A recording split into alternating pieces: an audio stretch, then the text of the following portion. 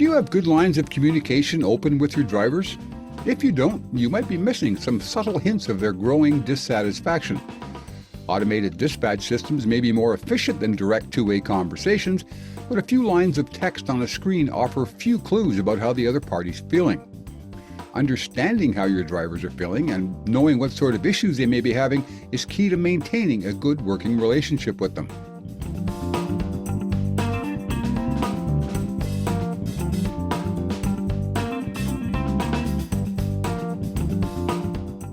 Max Farrell of Workhound has a few ideas on how to open those lines of communication and keep them open with drivers.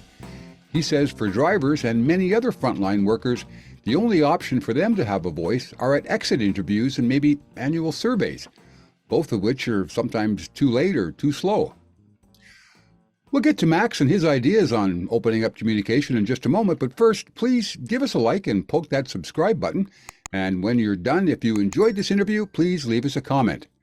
And in case you're new to the channel and want to learn more about the trucking industry, you'll find lots of great industry coverage on HTT's website, truckinginfo.com. This is HTT Talks Trucking. I'm Jim Park.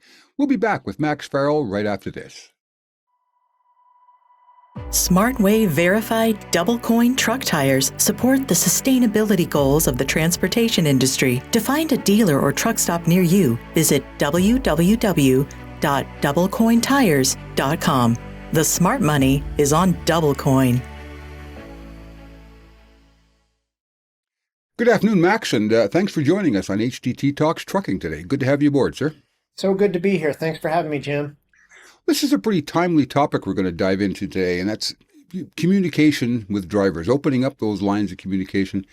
Workhound has a process now where drivers can talk to their fleets and fleets can talk to their drivers, open up those lines of communication that historically have been probably kind of stilted because people were afraid of direct confrontation. Right. Can you just give us a 10,000-foot view of how Workhound platform works? Yeah, so I'll start with just background about how we got started. So Workhound started about 8 years ago, and what we saw when we were founding the company is that turnover's high in a lot of frontline workforces like trucking. Like drivers, they quit because they don't feel respected. They don't feel like they have a voice. And historically, the only options for them to have a voice had been exit interviews or annual surveys. So that's either too late or too slow, because in this business, a guy can be happy on Tuesday, fed up on Wednesday, and quit by the end of the week. Yeah. And so we wanted to find a way to help companies be proactive instead of reactive. And so Workhound's goal with our product is to create a real-time feedback loop between the workers and the company. And so workers are able to share feedback anywhere, anytime, anonymously, without the fear of retaliation. Companies are getting those real-time insights throughout the day to see what are the issues in their business, what are the trends, what are the miscommunications, and we give them tools to do something about it. So if they want to see if, in the trucking example, a driver will reveal their identity to address an issue, they can see if they'll do that. But sometimes people want to stay anonymous and just share an issue. And so one of the things that Workhound does is we actually facilitate two-way anonymous communication between a company and their workforce. So if somebody has an issue, they can have a back and forth with someone at the company while still maintaining their anonymity. And so it creates more opportunities for engagement with that silent majority that's out there to not only build a better company, but also retain more people and learn where to improve. So it's a win-win across the board. Well, what are typically some of the barriers to open communication? Is it just being afraid to confront somebody, or is there some fear that if you tell the truth, speak truth to power, they're not going to appreciate the comments? Well, what are the barriers there? Oh, goodness. So there's a couple things. So first off, many companies talk about their open door policy. Which is a good idea in theory, but the challenge is in a trucking environment, if you're out there making money, you're 500 miles away from the open door. And so it's tough to capitalize on a policy like that. And so you need mechanisms to be able to communicate with people beyond it. And so then the second challenge on that is because a driver is on the road and away from the office, to have that direct communication, then usually their only point of contact with the company is a fleet manager or driver manager. And so that's only one perspective, Hmm. seeing issues of drivers and what drivers are thinking, feeling, wishing, and wanting isn't being channeled up to other parts of the organization. Or driver managers aren't able to get to all their drivers. So then what winds up happening is drivers get frustrated. They will either share feedback on Glassdoor or Facebook or forums, or they'll just get fed up and walk out the door. So that's where, for us, we're trying to find solutions where drivers can capture what's on their mind, share it, but share it in a way where multiple eyes inside the business are able to see some of their challenges, react, and then do something about it. So people feel heard and valued and want to stay at the organization. So when a driver initiates a chat or some communication, who at the carrier side is charged with answering or responding to that? Does it go automatically to the same person, or can the driver address it specifically to someone in the company? So typically, we work with a company before we partner with them to identify who is our executive sponsor and who is our quarterback inside the company. So we Okay. want to have somebody that's at the senior leadership level that has a seat at the table that can make those strategic changes based on what's being said. And then also we want somebody that's involved in the grassroots that in the day to day they can take these issues that pop up and either handle them themselves or pass them off to others that are more appropriate. So let's say, an example in a company, it may be that the VP of operations is the executive sponsor, and then they have a driver engagement manager, retention manager, or driver liaison that is focused on managing the day-to-day issues. And then if there's a payroll issue, they'll say, hey, HR team, we need you to get on this. If there's issues about equipment, they'll say, hey, maintenance team, this is what's going on.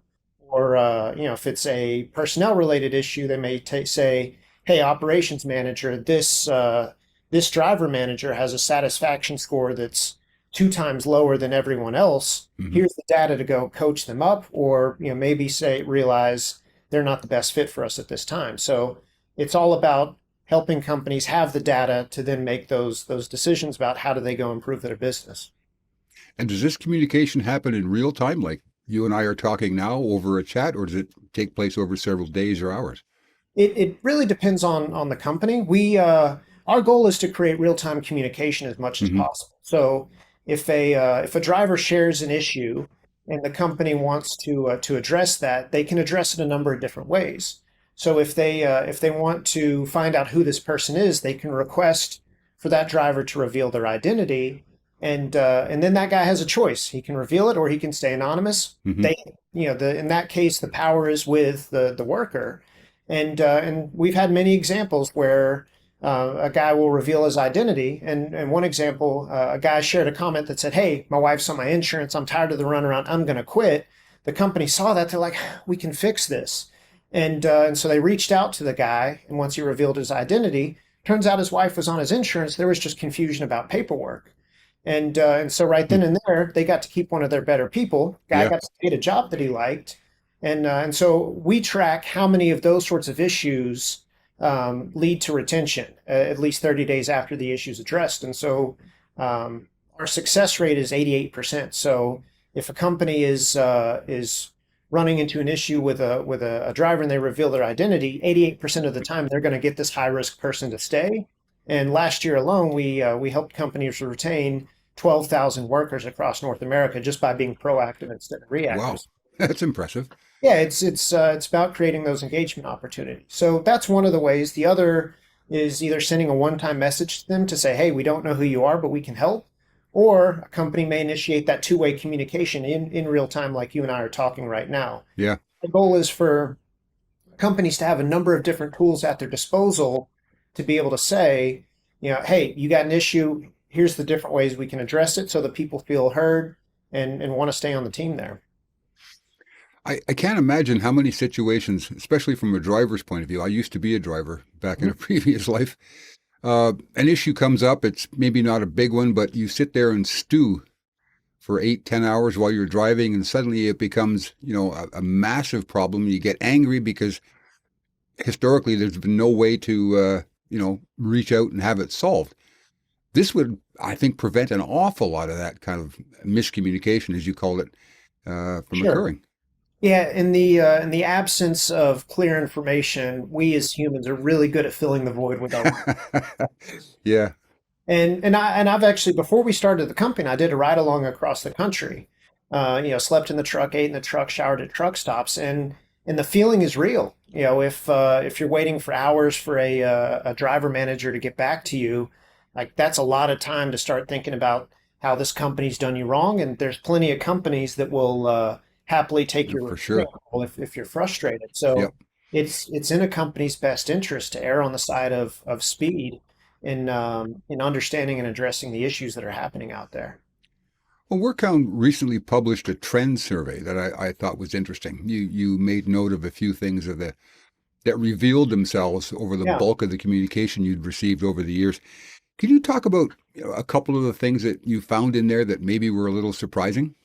Yeah, so as far as the typical issues that pop up, pay, communication, logistics, moving freight from point A to point B and the challenges there, those continue to remain in the top five, and we can certainly dig into each of those. But I think one of the things that was really interesting for us is that the top theme last year was praise, which Praise.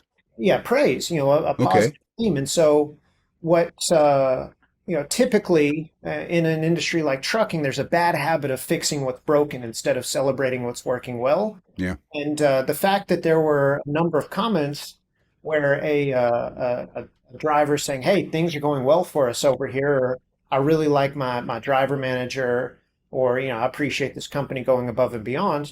We thought that was pretty noteworthy.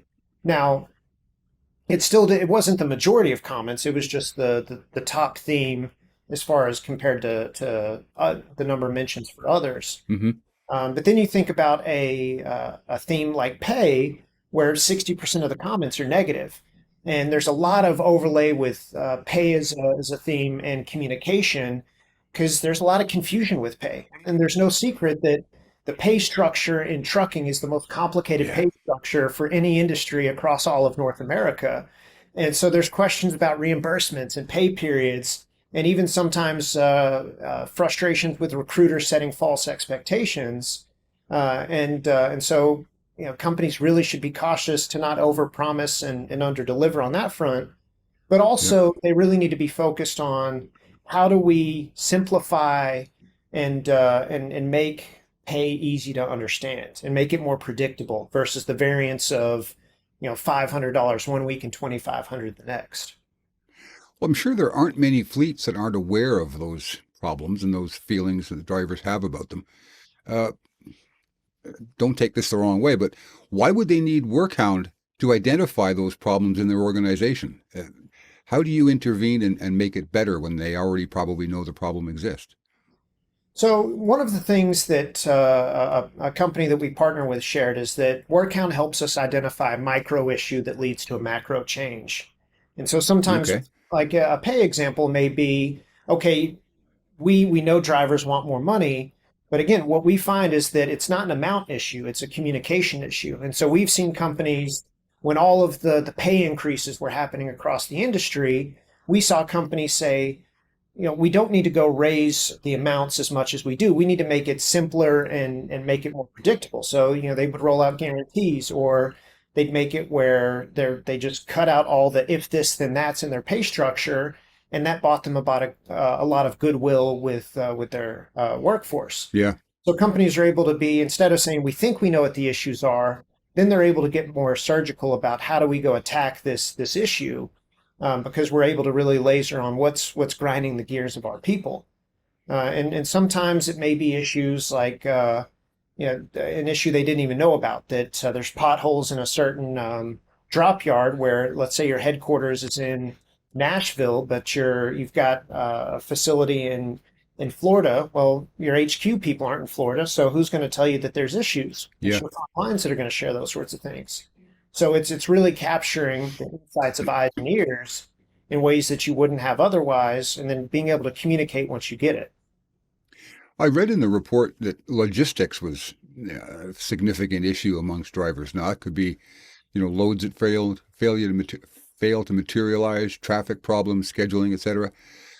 Again, you've got a problem that's probably known, but when a driver starts complaining about it or bringing it to somebody's attention, can it be resolved? Do you go to the customer at that point and say, how come you're holding our drivers up at your dock? Or what's the next step once you get the complaint?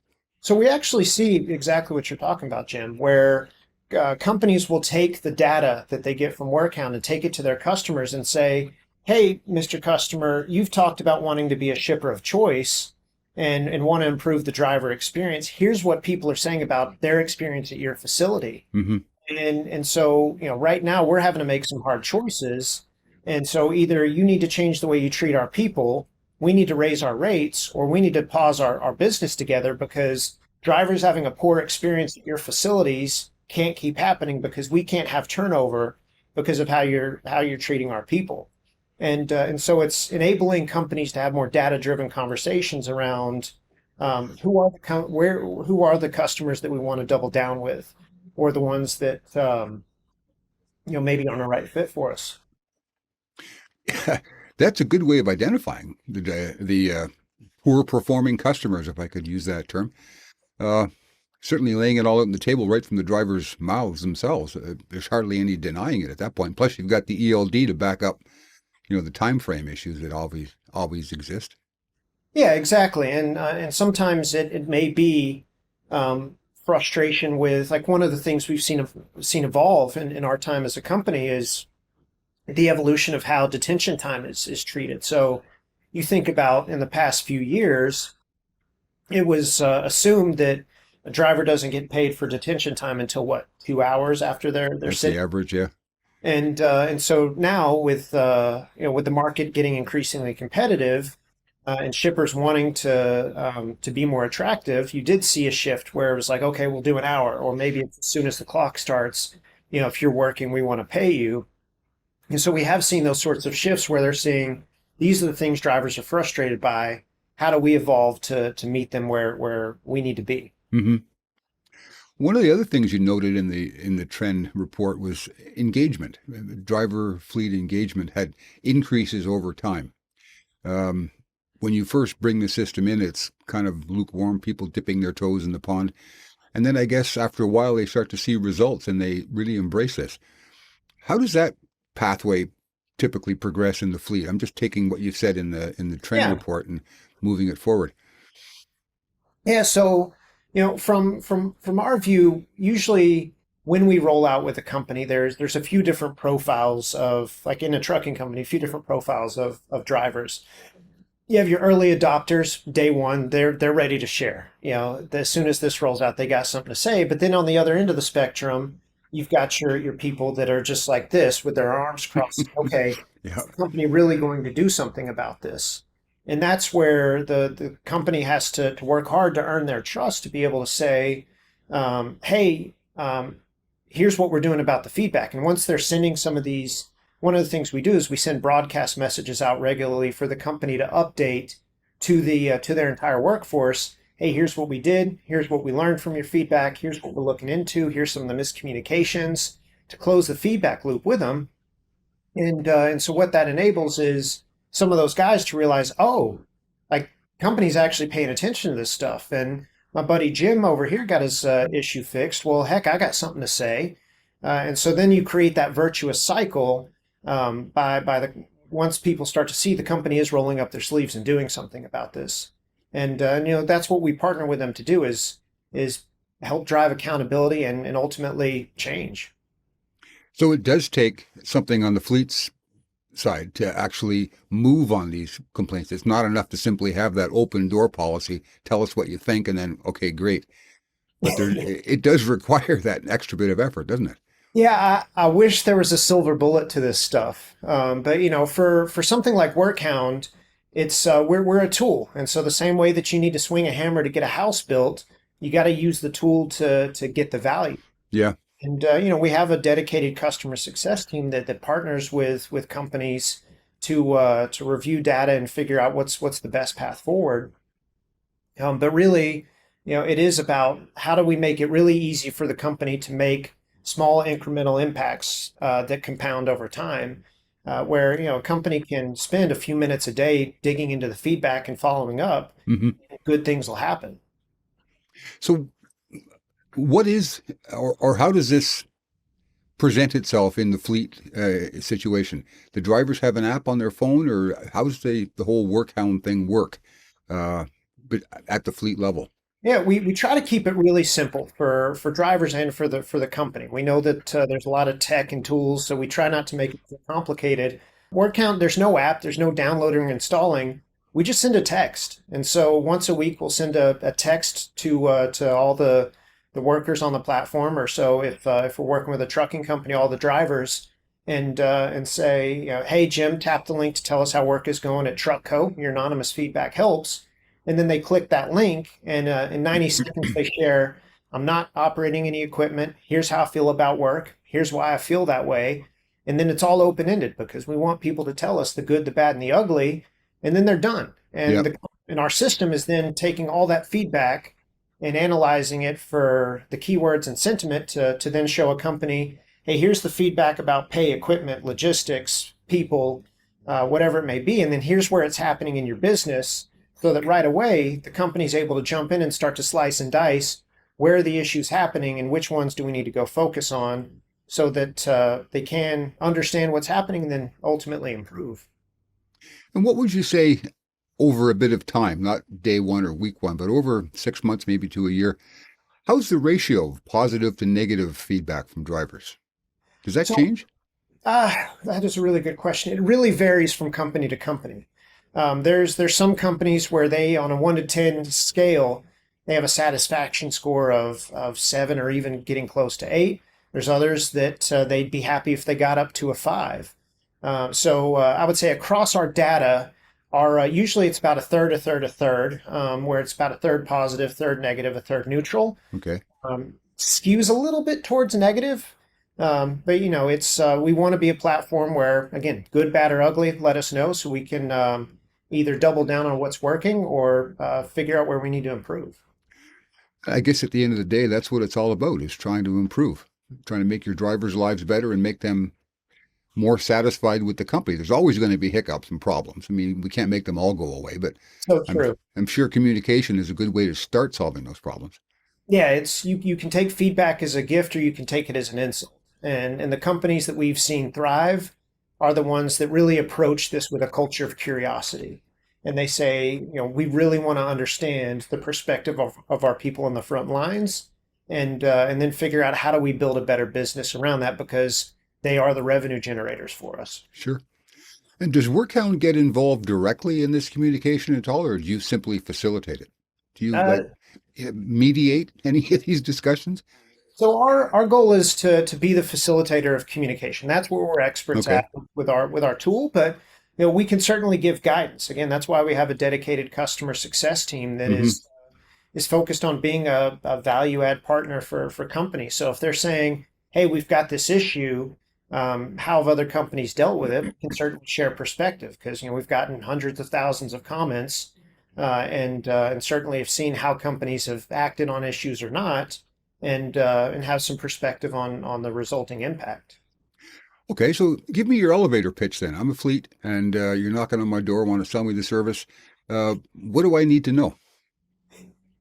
Well, I would say at short, I'd ask you, what is your cost to replace a driver or worker inside your company?